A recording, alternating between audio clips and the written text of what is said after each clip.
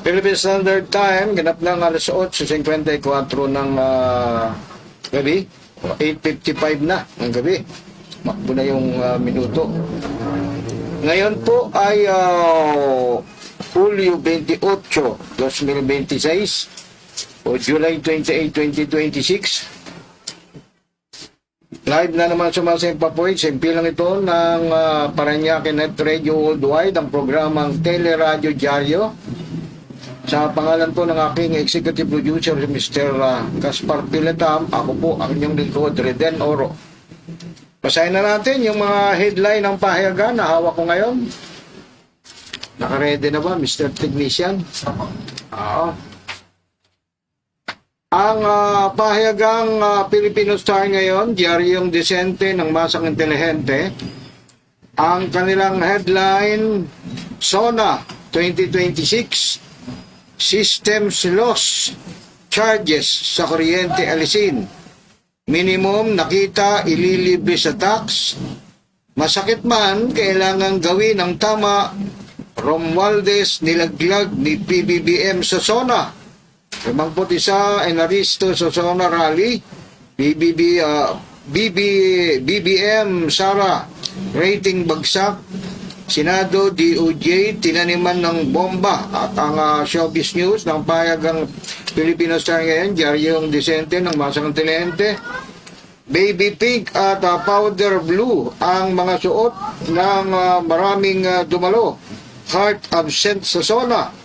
Kapatid ni Kim na kinasuhan ng qualified theft pabalik-balik sa Quezon City Hall of Justice.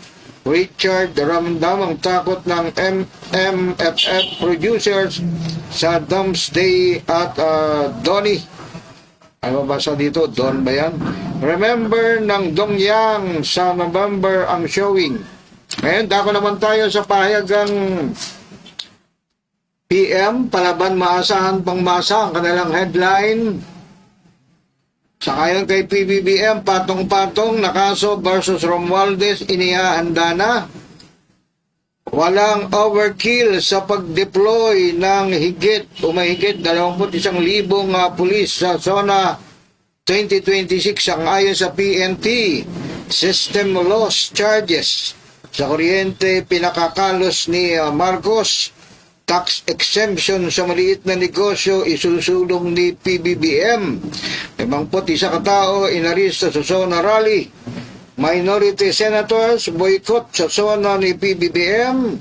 Warrant of arrest HDO versus Solon inilabas ng Sambayanan o Sandigang Bayan. DOJ compound entrance sa Maynila sumabog. At yung apat na showbiz news o 5, Cam Chu. O ba't naging Cam ito? O Cam Chu. Spotted sa Quezon City Hall of Justice. Panay raw ang tanong sa resulta ng demanda ni Kim. Heart di dumalo sa SONA. Lisa natakot sa backslash. Baklas siguro to. Baklas noong lumayas sa Pinas. Aktor sinaway ang mga bossing ng kanyang network. At yung huling showbiz news, Marvel movies palangga sa MFFF 2026. Dako naman tayo sa pahayagang Bulgar. Ang kanilang headline, pinsan, tablado. Sa ngayon kay PBBM, patong-patong na kaso versus Romualdez. SONA ni BBM, budol sa ngayon kay Aimee Marcos. Martin, sabi ni Martin kay Bongbong, wala akong dilabag na batas. Minority senators, deadma sa SONA, hindi kayo kawalan sa ngayon kay Castro. SONA 2026 ni PBBM, systems loss sa kuryente, huwag ipasa sa customer. 350,000 pisong manual income libre sa buwis. MRT7 aalangkada na sa 2027. Magandang balita yan. Fox Celica approve. Marcos palapan sa pambubuli ng China. 7.30 piso, 7 pesos and 30 centavos dagdag na presyo sa diesel, 6 na piso at 80 sentimo sa gasolina. Paliwanag sa wage distortion. Yeah. Ano to? The voice at video, pinakabagong ano ba ito? Double sa mga matatanda. Ayan. At yung natitirang mga showbiz news, hindi raw si Benjamin kundi si Alden Julian umaming na aning sa first love. Nagpasilip ng gilid ng boobs, Kathleen. Gaya-gaya raw kina Andrea at Kailin. Actress na Beyonce inirampa sa SONA 2026. Kasi obvious na ayaw pakawalan si Congressman Luigi sa higpit ng kapit. At yung huling showbiz sa pahayag ang bulgar boses ng Pinoy mata ng bayan. Ex-PBB housemate na trauma, resto ni Sai Alonso na sunog. Dako naman tayo sa pahayagang police file tonight. Naka-alerto 24 oras. Ang kanilang headline naman ay ako na tayo sa police file tonight. Naka-alerto 24 oras. Ang kanilang headline ay Colonel Inumbag, inabuso ang jowang kapwa pulis. PBBM sa SONA 2026. Sabi ni PBBM sa SONA 2026, alisin natin ang system loss charges sa kuryente. Standing ovation. Ombudsman kakasuhan na si Romualdez sang-ayon kay PBBM. Dako naman tayo sa huling pahayagang hawak ng inyong lingkod, Reden Oro. Itong pahayagang police fight Police Tonight. Police ka dyan. People's Tonight, sorry po. Ang kanilang headline, Romualdez, iginagalang mga pahayag ni PBBM. Ex-speaker handang harapin legal na proseso. Pagsabog, naganap sa harap ng DOJ. Pampasabog nakita malapit sa Senado. Taga-Pangasinan nanalo ng 91 million pesos sa Super Lotto 649. Ayan yung headline ng mga pahayagang hawak na inyong lingkod. Pinangunahan ng pahayagang Filipino Star ngayon, ang Diaryong Disente ng Basang Intelihente, ang PM Palaban, maasahan pangmasa, ang Bulgar Boses ng Pinoy, mata ng bayan, Police File Tonight, naka-alerto 24 oras, at People's Tonight. Yan yung kanilang mga headline. Dako na agad tayo sa detalye ng mga balitang ito. Ang programang Teleradyo Diaryo ay may bahagi pong kagilagilalas ang ating naihanda sa pamagitan ni Arnel J. Medina, kanyang kagilagilalas. Lalaki sa bansang Poland ng mistulang showman matapos magtala ng world record sa pagbabad sa niebe. Mamaya, abangan natin yan. Dako muna tayo sa detalye ng mga balita. Ngayong unahin natin ang balitang probinsya. Dula-dulaan na pagkamalang barilan. Mga estudyante nagpanik, hinimatay. Detalye ng balitang ito mula sa panulat ni Joy Cantos. Na-trauma sa Tacloban shooting. Dahil sa iniwang matinding trauma ng pamamaril, nagsipagpanik ang mga estudyante ng San Jose High School o SJNHS patapos mapagkamalan na ang ginaganap na dula-dulaan sa classroom ay naulit na naman muli ang malagim na shooting incident nasabing eskwelahan na iginasawi ng 4 na estudyante sa Tacloban City, Leyte. Sa report, kasalukuyang nagsasagawa ng dula-dulaan ng grupo ng mga estudyante sa isa sa mga classroom ng SJNHS sa Barangay San Jose ng naturang bayan. Ayon sa investigasyon, dahil sa narinig na mga sigaw at tila mga putok ng baril ay nag-iiyakan, nagpanakbuhan ng mga nagsipagpanig ang mga nagsipagpanik na estudyante na nag-uunahan sa paglabas ng kanilang classroom sa matinding takot. Bunga nito, may mga nasugatang estudyante sa pagmabaliyahan at pag-uunahan makalabas ng silid-aralan habang ang iba ay hinimatay pa sa komosyon bunga ng insidente. Gayunman, lumalabas na ang narinig nilang mga sigaw at tila mga putok ng baril ay bahagi lamang pala ng dula-dulaan ng grupo ng mga estudyante. Nilinaw naman ng mga nag-responding pulis na walang naganap na insidente ng pangmamaril sa nasabing paaralan matapos mismong mga magulang ng mga estudyante ay sumugod na rin sa eskwelahan. Napayapa lamang ang mga estudyante matapos na i-announce ng prinsipal ng SJNHS na walang barilan na nangyayari at bahagi lamang ang narinig na sigaw ng mga estudyante na nagsasagawa ng dula-dulaan bilang aktibidad ng isang grupo ng mga mag-aaral sa kanilang classroom. Pagugudita na noong Hunyo 22 o June 22, ang nabulabog ang nasabing eskwelahan matapos namang 2 minor de edad na estudyante rito ang namaril na ikinasawi ng 4 na mag-aaral habang 20 pa ang nasugatan. Bago sa iba pang mga balita, sa mga gusto nga palang magkaroon ng banda sa inyong gaganaping mga kasalan. Kapag kayo kakasal, gusto nyo lalong masaya. O kapag kayo'y merong anibersaryo ng kasal, darating po ang banda sa pangunguna po ng kanilang head, ang kanilang pinuno, si Mr. Joseph Santos. At tawagin lang o tumawag lang sa cellphone number ng iyong lingkod, Reden Oro.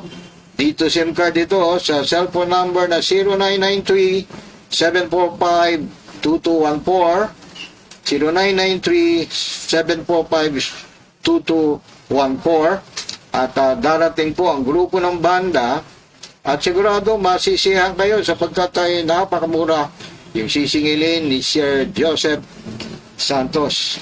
Nakuha na muna natin ang bahaging kagila-gilala mula sa panulat ni Arnel J. Medina, lalaki sa bansang Poland, nagmistulang showman, hindi showman showman, ibig sabihin, pati snowman, parang nyebe, snowman, sorry po, snowman. Ulitin natin, lalaki sa bansang Poland, nagmistulang snowman, matapos magtala ng world record sa pagbabad sa nyebe. Basahin natin yung detalyeng ito na inihanda ni Arnel J. Medina. Isang lalaki, isang lalaki mula sa bansang Poland, ang ginawang snowman ng kanyang sarili upang makamit ang isang pambihirang Guinness World Record. Matagumpay na nakamit ni Damian Kasprak. Hirap banggitin ng apelido niya. Kas, P-R-Z-Y-K. Ano kaya basa dyan? Kasprak. Ang titulo na Longest Time Spin and Direct Full Body Contact with Snow. Matapos siyang magbabad dito sa loob ng 2 oras, 12 minuto at 12 segundo. 12. Sabi ng iba, baka pwedeng itaya sa wetin yan. 2 oras, 12 minuto at 12 segundo. Isinagawa niya ang record-breaking attempt sa Slaktuwa, Poland noong Pebrero 21. Tagal na yun. Ito na ang ikatlong matagumpay na record attempt ni Damian. Ang kanyang mga nauna ay kinasasangkutan ng full body contact sa yellow ice. At pagbababad sa napakalamig na tubig. Kasama rin niyang sumubok sa hamon sa niebe si Maria Wuda. May J dulo. B-O-D-A-J. Buda. Kilala bilang Mary Icebreaker na matagumpay ding bumasag ng record para sa kategorya ng mga babae. Ayon kay Damian, tila sanay na siya sa lamig dahil sa kanyang trabaho sa Thermic King, isang kumpanya na gumagawa ng mga temperature control transport system. Pero dagdag pa nito, hindi siya natatakot sa lamig, ngunit palagi siyang may pagpapakumbaba. Ano, sana yon. Pero dagdag pa nito, hindi siya natatakot sa lamig. Ngunit palagi siyang may pagpapakumbaba at hindi minamaliit ang ganitong mga hamon. Tiniyak niyang laging nangunguna ang kaligtasan sa tulong ng mga nakaantabay na medical professional. Nagsimula ang kanyang pagsasanay sa pamamagitan ng winter swimming at ice baths upang unti-unting masanay ang kanyang katawan. Ibinahagi ni Damian ay hindi niya ito ginagawa para lamang sa mga titulo, kundi dahil sa kanyang kuryosidad. Kuryo siya, natuklasin ang tunay na hangganan ng kakayahan ng tao pagdating sa lamig. Determinado si Damian ay higitan pa ang kanyang naitalang oras sa hinaharap. Ano yung pamagat ng ating binasang kwento mula sa panulat ni Arnel J. Medina? Lalaki sa bansang Poland, nagmistulang snowman matapos magtala ng world record sa pagbabad sa niebe. Salamat marami, Mr. Arnel J. Medina, sa iyong kakilalalas. Dako naman tayo sa iba pang mga balita, lagatid sa ating oras. Oras, ganap ng Philippine Standard Time, ganap ng alas 9:11 ng gabi, 9:11 p.m. Dito naman tayo sa detalye ng balitang bus. Hulog sa bangin, 30 pasahero, himalang nakaligtas. Ito yung maganda, no? Nahulog sa bangin, pero lahat ng pasahero ligtas, ha? Ang tagal mag-download nito. Siguro kailangan namin isang magbura dito sa laptop ko para mabilis siyang mag-download. Tagal Tagal. Lumana kasi. Ayan, detalye ng balitang ito mula sa panulat ni Joy Cantos. Himalang nakaligtas sa 30 na pasahero, 30 pasahero, makaraang aksidenteng mahulog ang sinasakyan nilang bus sa bangin sa barangay Villa Aurora, Bilar, Bohol. Ulat ng Bohol Police, nangyari ang insidente o ang aksidente dakong alas 2 ng hapon habang bumabagtas ang pampasaherong bus sa Luay, Carmen Interior Road, barangay Villa Aurora. Ayon sa investigasyon,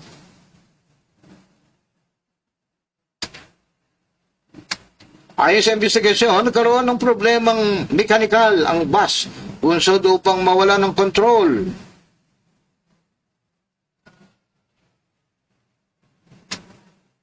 Sa manibela, ang driver nito tuloy-tuloy na bumulusok sa bangin ng bus sa kagubatan ng nasabing lugar.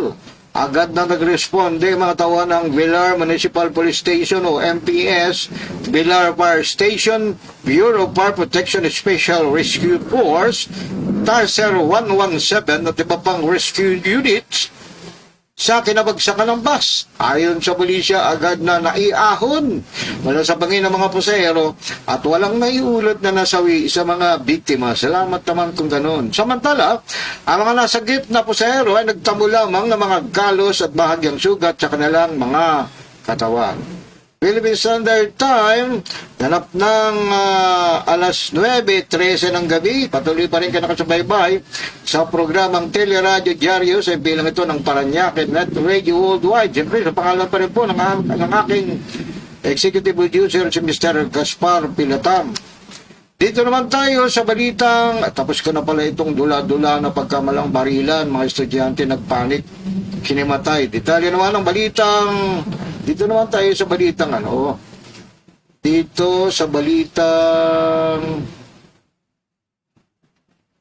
yan. Tapos na tayo dyan Dito na tayo sa balitang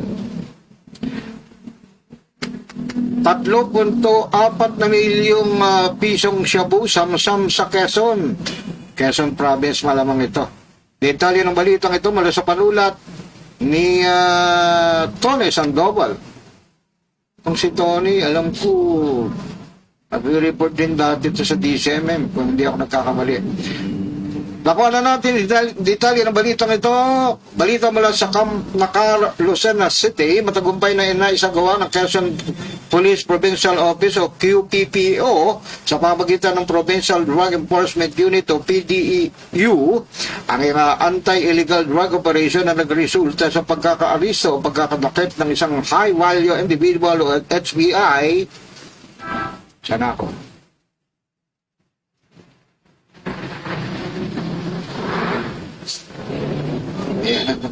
Ayan. At pagkakasamsam ng tinatayang 3.4 na milyong pisong halaga ng pinaghihinalang shabu sa Sitio Ilaya, Barangay Talaan, Aplaya, Sariaya, Quezon. Ayon kay Quezon Police Provincial Office of QPPO Director Police Colonel Romulo Albacea, isinagawa ang bypass operation bandang alas 10:05 ng gabi sa pangunguna ng PDEU Quezon kasama ang RIU 4A PIT Quezon at Sariaya Municipal Police Station o SDAU matapos ang kaukulang koordinasyon sa PDEA Regional Office 4A. Naaristo na nakip ang suspect na nakilalang si alias Chris, 43 taong gulang ng Sitio Ilaya, Barangay Talaan, Aplaya, Sariaya, Quezon, nakabilang sa mga high-value individual o HBI sa lalawigan. Nakambiska mula sa suspect ang isang 1,000 pisong bill na ginamit bilang bypass money at 7 nuts tie transparent plastic bag na naglalaman ng shabu na nasa 3,468,000 o 3,468,000. Patuloy pa rin ka nakasubaybay sa programang Teleradyo Diario sa bilang ito ng Paranaque at Radio Worldwide. Nagating sa ating oras, tanap ng alas 9:16 na ng gabi, Philippine Standard Time. Dako naman tayo sa iba pang balita. Sigarilyo naman ito. Walang kamatayang mga nakakalusot. Mga smuggle kung tawagin ito. Ito, mula naman sa panulat ni Ed Amoroso. Balitang probinsya pa rin siyempre ito. 4.1 milyong pisong halaga ng sigarilyo na sabat sa R12. Ano yung R12? Region 12 marahil ito. Italia ng balitang ito. Balita mula sa Cotabato City, nasamsam ng mga pulis ang kabuuang 4.1 milyong pisong halaga ng mga ipinusilit na sigarilyo sa magkahiwalay na operasyon laban sa smuggling sa mga lalawigan ng Cotabato at Sarangani, dalawa sa loob lamang ng 2 araw. Unang naharang ng mga operatiba ng pulisya laban sa smuggling noong Huwebes, Hulyo 23 sa Barangay Sadaan sa bayan ng Midsayap, Cotabato, ang 2 van na may kargang malalaking mga kahon ng mga sigarilyo gawa sa Indonesia na nagkakahalaga ng 2.8 milyong piso. Inamin ng mga naaristo ang mga nadakip na 4 na carrier ng mga nakumpiskang sigarilyo sa pulisya sa harap ng mga opisyal ng munisipyo at barangay na nakatakdasan ng nilang ihatid ang mga kontrabando sa mga retailer sa Midsayap at mga karatig bayan. Ang mga sigarilyo ay mula sa isang smuggler na nakabase sa Zamboanga Peninsula. Samantala, isa pang grupo ng mga pulis sa tulong ng mga lokal na opisyal ang nakapigil noong Biyernes sa tangkang pamamahagi ng 1.3 milyong pisong halaga ng mga puslit na sigarilyo sa mga contact ng mga smuggler o ng mga smuggler sa mga baybayang lugar sa Maasim, Sarangani. Naharang ng mga operatiba na nagpapatrolya sa dagat ang 2 maliit na bangkang demotor na may kargang mga kontrabandong sigarilyo habang papalapit sa isang dalampusigan sa Maasim. Nagmula ito sa lalawigan ng Tawi-Tawi sa Bangsamoro Region. Kinumpirma rin ng direktor ng PRO-12, Police Brigadier General Alan Manibog, na 22 malalaking kahon ng mga sigarilyong may tatak na Indonesian na nakalagay sa mga plastik na sako ang nasamsam sa isinagawang smuggling operation sa karagatan. Yun na yan. Pagdating sa ating oras, ganap ng alas 9:19 na ng gabi, Philippine Standard Time. Yung mga gusto pong magkaroon ng banda Kapag meron po kayong kasalang gaganapin, maaaring tumawag sa inyong lingkod, Riden Oro, sa cellphone number 0993-745-2214. Dito SIM card po yan. Ulitin ko po, 0993-745-2214. At darating po yung grupo ng banda sa pamamahala po ni Kuya Joseph Santos. At mura lang po. Kayang-kaya ng iyong bulsa. Yung kabayaran, ika nga, doon sa gagawing pagtugtog ng banda na grupo ni Kuya Joseph Santos. Salamat, marami. Dito naman tayo sa detalye ng balitang Cotabato pa rin ito. Maraming balita sa Cotabato, no? Kapit sa ating oras, ganap ng alas 9:20 ng gabi. Patuloy pa rin kayo nakasubaybay sa programang Teleradyo Diario sa impilang ito. Paranaque Net Radio Worldwide ngayong Hulyo 28, 2026 o July 28, 2026. Detalye ng balitang ito, palakihin natin para mas madali natin mabasa. Yan, no? Ang nagsulat ng balita si John Onson. Sa madaling basa, pagka mga senior kasi, hirap na magbasa ng maliliit na letra. Detalye ng balitang ito, balita mula sa Cotabato City na aristo na dakit ng mga anti-narcotics agents ang 6 na shabu at marijuana dealer at isinara ang kanilang drug den sa barangay Mother Poblacion dito sa lungsod sa isang operasyon na naisagawa sa tulong ng kanilang mga kamag-anak at mga local officials.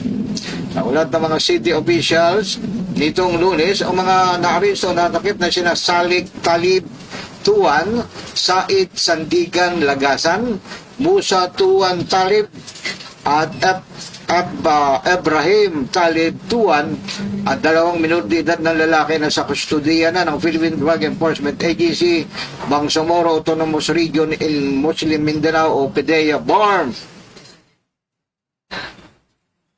Ang 2 minor de edad ay nasa magkatuwang na pangangalaga na ng PDEA BARM, Cotabato City Social Welfare Office at Ministry of Social Services and Development of BARM. Ayon sa ulat, naaristo na dakitang 5 suspect at kanilang leader na si Tuan sa loob mismo ng kanilang drug den sa barangay Mother Poblacion, Cotabato City. Ayon kay Edgar Hubay, director ng PDEA BARM, isinagawa ng kanilang agents at mga operatiba ng Cotabato City Police Office at Maguindanao del Norte Provincial Police Office ang entrapment operation batay sa ulat ng mga kamag-anak ng 6 na suspects at mga city officials na alam ang kanilang drug den operation sa barangay Mother Poblacion. Agad sa ating oras, ganap ng anong oras na? Alas 9:23 na ng gabi, Philippine Standard Time. Dito naman tayo sa detalyeng ubos na yung ating balitang probinsya. Dako naman tayo sa balitang metro. Patuloy pa rin dyan ako sa baybay sa programang Teleradyo Diario. Simple lang ito, ang Paranaque Net Radio Worldwide. Dako tayo sa balitang metro. Palakihin ulit natin para masarap basahin pag malalaki, no? 51 inaristo sa Zona Rally. Dami, no? 51. Basahin nga natin yung ibang mga headline na DOJ Senado tinanuman ng bomba, 2 pulis ipinakulong ng 2 babaeng call center agent. Ano pa? 1,773 establishment huli ng BIR sa excise tax violation.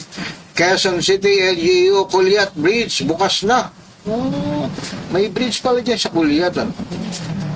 Titulo ng lupang iniaalok, beripikahin sa kayang kay Solon. Ano pa? Bangkay ng babae sa maleta kilala na, 3 suspect arestado. Tendero nagbenta ng Paris na puro sabaw, utas sa 6 na customer. Parang yung binibilang ko ng binibilang ko ng buko juice.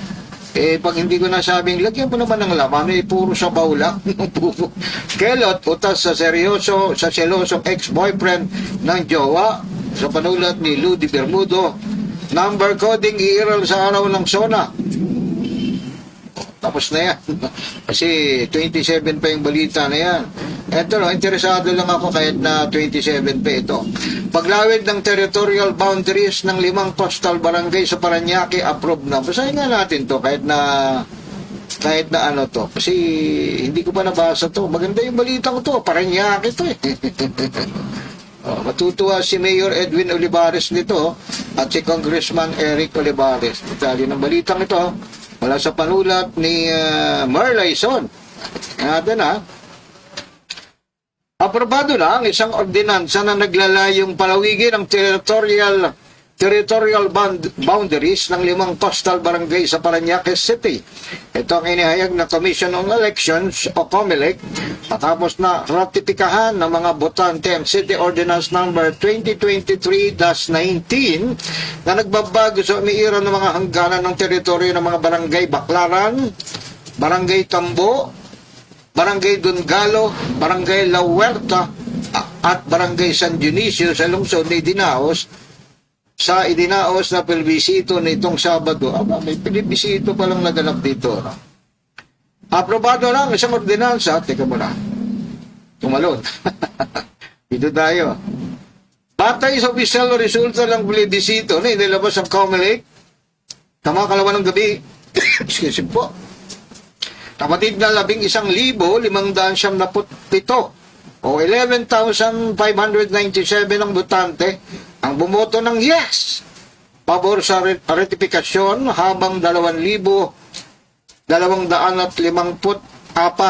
mas konti yung bumoto ng yes 11,597 yun namang bumoto ng no 2,254 o 2,254 laki ng diferensya di man lang nangalahati botante naman ang bumoto ng no.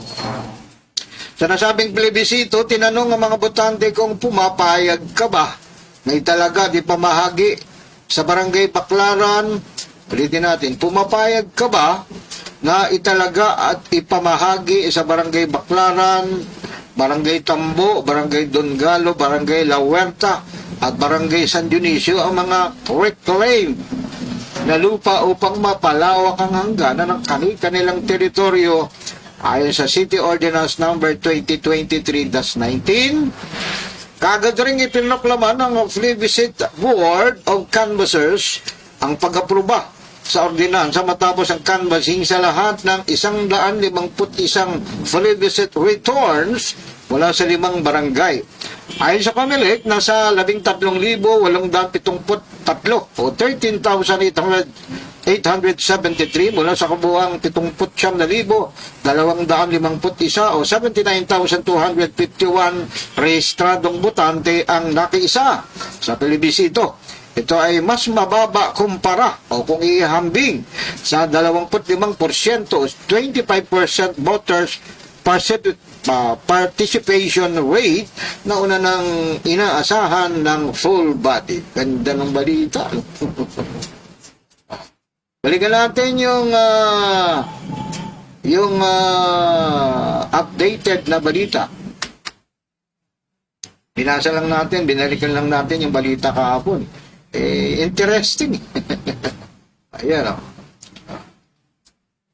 Dito na tayo sa balitang Metro. Walang overkill sa deployment ng pulis sa zona. Daming pulis. Paano karaming pulis ito? Ang nagsulat ng balita si Doris Marchibora. Tutuwa po sa mga staff ng pahayagang Filipino Star ngayon at saka police pa ito na din. Filipino Star ngayon, nandiyan yung Desente sa Masang Telehente at saka yung PM, Palaban Masang Pangmasa. At ginawa silang mga kolumnista bilang pagtanaw ng utang na loob. No? Galing Galing naisip ng management ng dalawang pahayagan na yan. Na yung kanilang matagal ng mga empleyado ay gawin nilang mga kolumnista.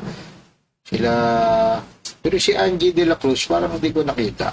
Siya po yung kanina umatid po ako ng press con na naganap sa Quezon, third floor ng Quezon City Hall. Ang press con po ay may pamagat. Ay may pangalan na QC Journalism Forum o Journalist Forum. Ginaganap po yan tuwing araw ng Martes, alas 9 o alas 10 ng umaga hanggang alas 11 ng umaga o hanggang alas 12. Ang kanilang mga guest kanila, si political analyst. Yung nga ba pangalan? Mamaya, maalala natin yan. Ito, detalye ng balitang ito.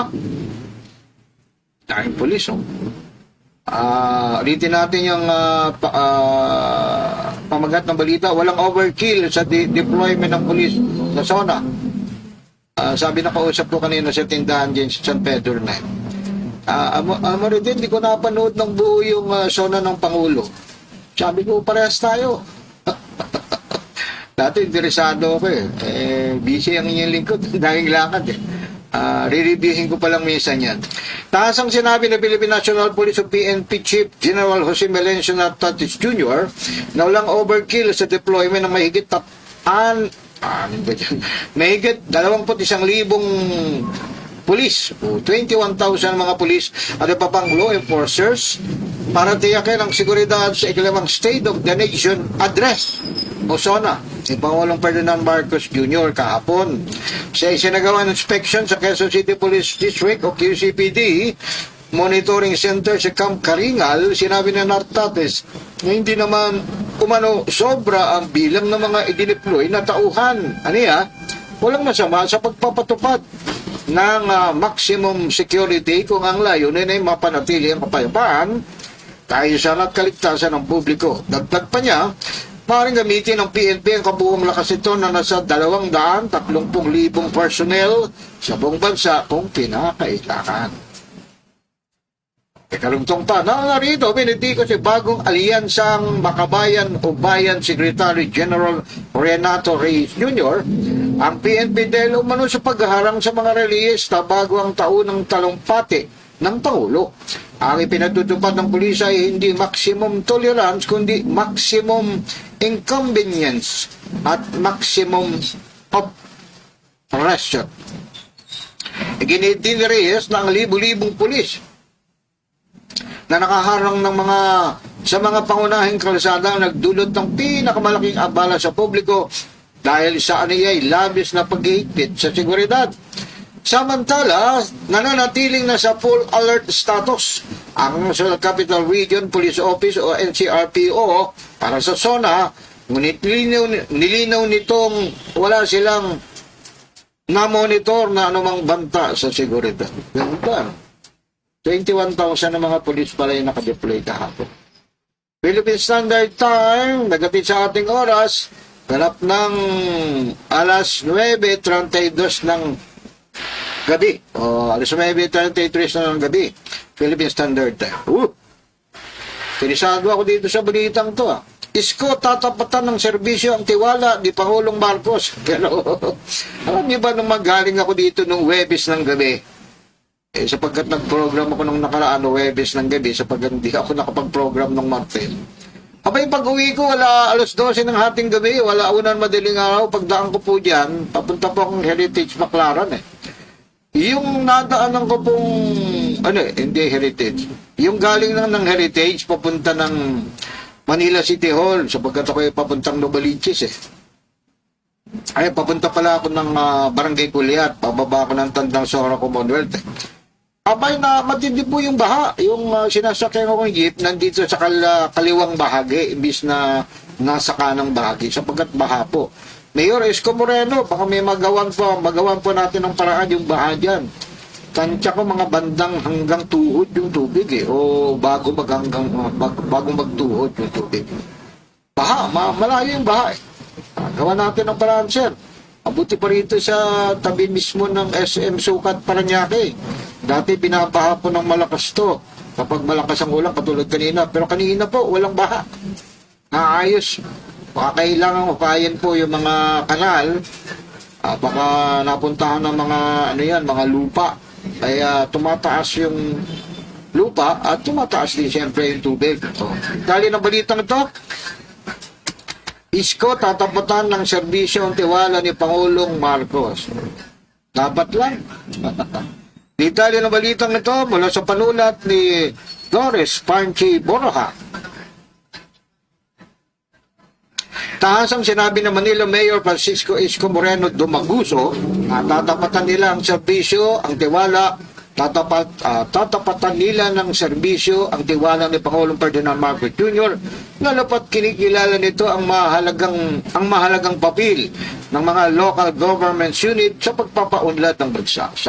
Sa inilabas na pahayag ni Dumaguso matapos ang State of the Nation address ni Osona, sabi nito na lalo siyang naingganyong taigtingin ang mga programa ng lungsod para mapanatiling malinis at maayos ang Maynila, mapabuti ang serbisyong pangkalusugan at edukasyon, mapalakas ang kapayapaan at kaayusan, maisulong ang modernisasyon ng infrastruktura at matiyak ang wasto at transparent na paggamit ng pondo ng pamahalaan.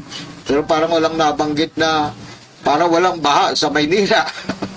Binigyan din ni Dumaguso ang 4 na pangunahing prioridad sa zona na may direktang epekto sa mga LGU, ang pagtaas ng national tax allotment, pagpapalakas ng kakayahang pinansyal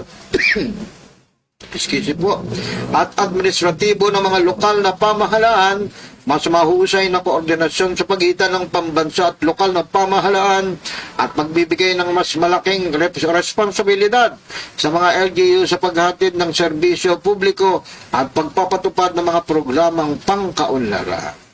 Pero walang nabanggit tungkol sa baha. Philippine Standard Time, ganap ng alas 9:36 na ng gabi, 9:36 p.m. Detalye naman ang balitang kelot niratrat ng tandem. Bakit siya kiniratlat? Pag sinabing kelot, ano po ba? Babae ba siya o lalaki? Bebot pag babae, kelot pag lalaki. Yan po yung salitang jargon.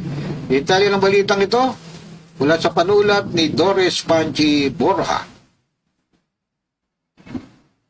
Ito yung detalye. Patay ang isang lalaki matapos ang pagbabarili ng riding in tandem. Kahapon ng madaling araw sa Quezon City, idineklarang dead on arrival sa Quezon City General Hospital ang biktima na si Mark Anthony Marcos. Ito Marcos, 22 tanggulang ng barangay Pasong Tamo, Quezon City. Nagsasagawa na ng follow-up investigation at manhunt operation ng Criminal Investigation and Detention Unit Quezon City Police District o CIDU QCPD laban sa riding in tandem na tumakas patungong Phila Drive at dala ang ginamit na baril. Lumilitaw na nangyaring insidente bandang alas 12:40 ng madaling araw sa San Roque, Pinquian 1, Barangay Pasong Tamo, Quezon City, kung saan nakatayo ang biktima sa lugar kasama ng saksing alias Jello.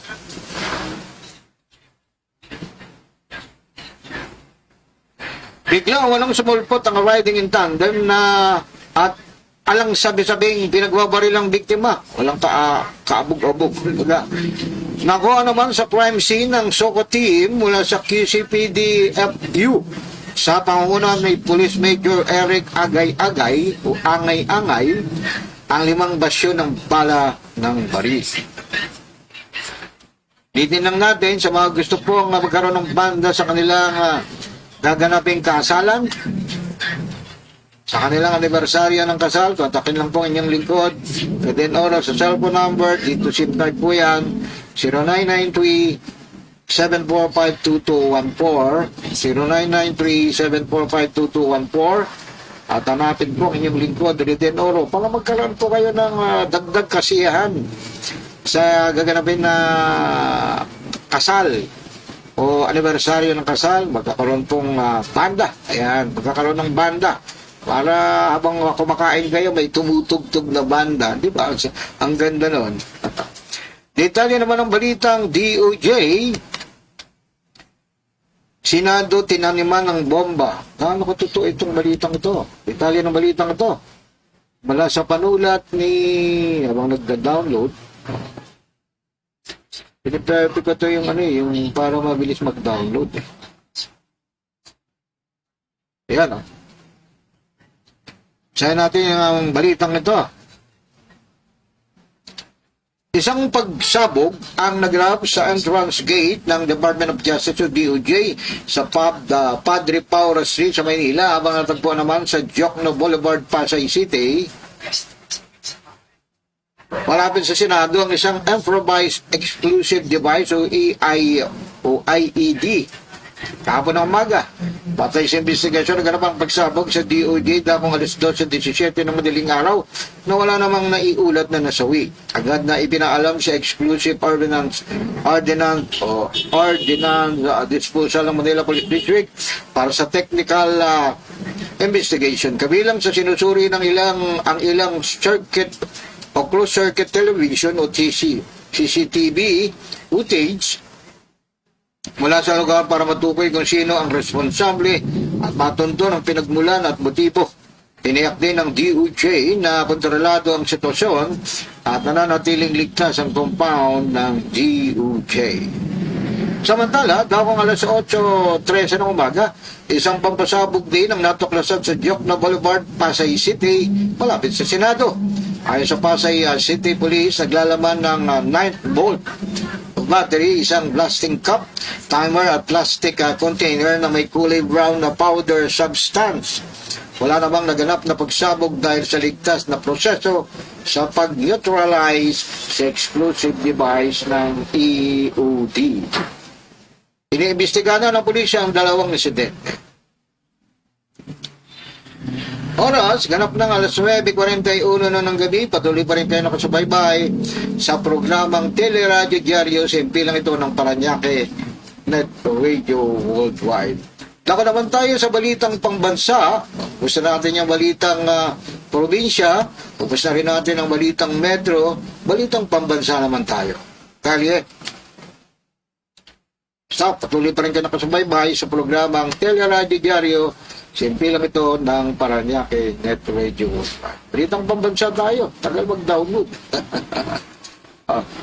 Ulitin lang natin. Patuloy pa rin ka nakasubaybay sa programang Teleradyo Diario. Simple lang ito ng Paranaque Net Radio Worldwide. Tuwing araw ng Martes. Ayan. Sa panguna po ng inyong lingkod, Riden Oro. At syempre, sa pangalan po ng aking executive producer, si Mr. Gaspar Pilatar. Ito, basahin natin yung balitang ito. DOJ Chief, nilinaw ang utos ni Marcos sa systems loss. Detalye ng balitang ito, magalit sa ating oras, hanap ng alas 9:42 ng gabi, Philippine Standard Time. Nagsunod ng balita si Martin Ramos. Nilinaw ni Energy Secretary Sharon Garin na ang nais ipatanggal ng Pangulong Ferdinand Marcos Jr. ay ang systems loss charge at ang 12% value added tax o VAT na pinapataw dito at hindi ang kabuang VAT na kasama sa electricity bill ng mga consumer. Ginawa ni Garin ang paglilinaw at tapos sabihin ni Pangulong Marcos sa kanyang ikalawang State of the Nation Address o SONA na kailangang amyendahan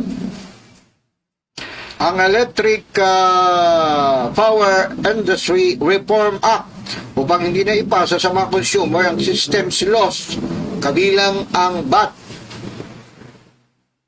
Sana ako. Ayan. Na nakakabit dito. Ayon kay Garin, hindi saklaw ng panukala ang 12% VAT na ipinapataw sa kabuuang singil sa kuryente ng mga mamimili. Yun na yan. Ba't napunta na sa sa English? Ayan, ito. Oras, Philippine Standard Time, alas 9:44 na ng gabi. Dito pa rin sa lungsod ng Paranaque. Alala ko, iba, binabanggit na, sinabi ng lungsod, sinabi pang city. Hindi ko napapansin yun. Pag sinabi niyo pong lungsod ng Paranaque, city, huwag nyo na ilalagdaging city kasi yung lungsod, city po yun. English lang po yung city at yung lungsod ay Tagalog.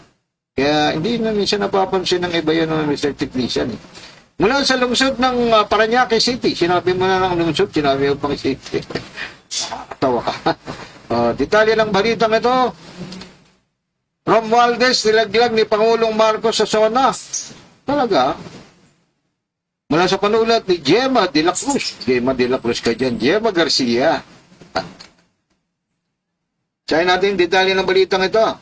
Inihanda na ng Office of the Ombudsman ang patong-patong. Tama ako. Nakasulabang kay dating House Speaker Ferdinand Martin Romualdez kaugnay sa flood control projects. Ito ang pambungad na inanunsyo ni Pangulong Ferdinand Marcos Jr. sa kanyang ikalawang State of the Nation Address o SONA sa Batasan Complex kahapon. Mga kababayan ko, naririto akong muli upang tuparin ang aking katungkulan at magbigay ulat sa inyo tungkol sa estado ng ating bansa at sa mga ginagawa ng inyong pamahalaan ayon kay Marcos. Tulad na yan ang kanyang ipinangako ng huli siyang tumayo para ilantad ang katiwalian na nadiskubre noon sa mga flood control projects ay nagsagawa sila ng malawakan at malalimang investigasyon tungkol dito ng walang pagkiling kahit kanino man. Ginigiit ni Pangulong Marcos, masusi nilang sinuri at sinundan kung saan tayo itinuro ng ebidensya at lahat ng kailangan gawin ay ginawa para matunto ng punot dulo nito. Subalit dumating na aniya ang punto na ayon sa ombudsman ay malapit na ang paghahain ng patong-patong na kaso laban sa dating speaker. Bagamat masakit ito sa kanya, ay kailangan gawin ang tama. Hindi ako Pangulo ng aking pamilya. Hindi ako Pangulo ng aking kaibigan. Ayon pa sa Presidente. Ayon pa sa Pangulo. Sa Panguli, sinabi ni Marcos na siya ay Pangulo ng Pilipinas at ang kanyang tungkulin ay para sa kapwa Pilipino. Philippine Standard Time, ganap ng alas 9:47 na ng gabi. Ito na tayo sa Pangulong Marcos, BP Sara, rating bagsak. Saan natin to? Pangulong Marcos, BP Sara, ratings bagsak. Ilan ang ratings? Saan natin? Ito. Ang nagsulat ng balita, si Angie de la Cruz. Angie de la Cruz yung tawag doon, yung nangunguna sa pinaganap na Quezon City Journalist Forum, yan sa third floor ng Quezon City Hall. Sa ibabaw lang po yan ng mga opisina ng mga councilor. Ang ganda sana kung nanatiling magkasundo yung Pangulo at pangalawang Pangulo. No? Tignan niyo yung picture. No? Noong January 25, 2024, ang ganda ng nag-uusap yung dala. Yung picture na sa harap ko po kasi. Ito, parehong bumaba ang trust at performance ratings ni na Pangulong Ferdinand Marcos Jr. at Vice President Sara Duterte. Dati, taas-baba, no? Parang spaghetti, pababa, pataas, no? Dati, tataas si Sara, bababa si Marcos, tataas si Marcos, bababa si Sara. Ganun ba yun? Ayon sa tugon ng masa survey ng Octa Research, nasa 49% o 49% ang trust rating ni Pangulong Marcos sa ikalawang quarter ng taon, mas mababa sa 54% o 54% noong unang quarter ng 2026. Bumagsak din ang performance ni Marcos sa 47% o 47% sa ikalawang quarter, mas mababa sa 55% o 55% noong first quarter. Nasa 33% o 33% naman ng mga Pinoy, mga Pilipino ang hindi kontento sa performance ng Pangulo. The decline more than erased the 4-point gain recorded in the first quarter and left the President without a majority performance rating saad ng Octa. Lumagapat din ang trust rating ni Vice President Sara Duterte sa 47% o 47% ng ikalawang quarter, mas mababa sa 55% o 55% noong unang quarter ng taon. Samantala, bagsak din ang performance ni Duterte sa 45% o 45% sa ikalawang quarter kumpara o kung ihahambing sa 50% o 50% noong unang quarter ng taon. Ayon sa survey, umakyat sa 36% o 36% ang nagpahayag ng hindi pagkagusto sa performance ni pangalawang Pangulo Sara Duterte. The Vice President's trust and performance ratings are both below majority level for the first time since November 2024, but not for the first time in the full trend series, saad ng Okta Research said. Isinagawa ang survey noong July 4 hanggang July 11 o Hulyo 4 hanggang Hulyo 11 gamit ang 1,200 respondents o 1,200 respondents at face-to-face interview. Philippine Standard Time, ganap ng alas 9:50 na. O 2 minuto na lang o 3 minuto na lang magwawakas namin yung lingkod. Siguro mga isang balita na lang, babalita pa. Ito. Hindi tayo rases. Hindi sinungaling. Itali ng balitang ito, sino nagsalita niya? Si Pangulong Marcos bang nagsalita nito? Itali ng balitang to, mula sa panulat ni, sinong nagsalita ng balita? Si Gemma Garcia. Sabi natin, detalye nito. Iginiit ni Pangulong Ferdinand Marcos Jr. na ang mga Pilipino ay hindi rases at hindi sila sinungaling. Kasunod ng muling pag-init ng tensyon sa dagat laban sa China na patuloy na tumatanggi sa 2016 Arbitral Award na nagbasura sa kanilang pag-aangkin sa West Philippine Sea. Filipinos are a noble, kind, gracious, and great race. We are not greedy. We are not racist. We are not liars. We are respectful, and we are dignified. We are Filipinos, and we do not yield. Pahayag ng Pangulo sa kanyang ikalimang State of the Nation Address o SUNA.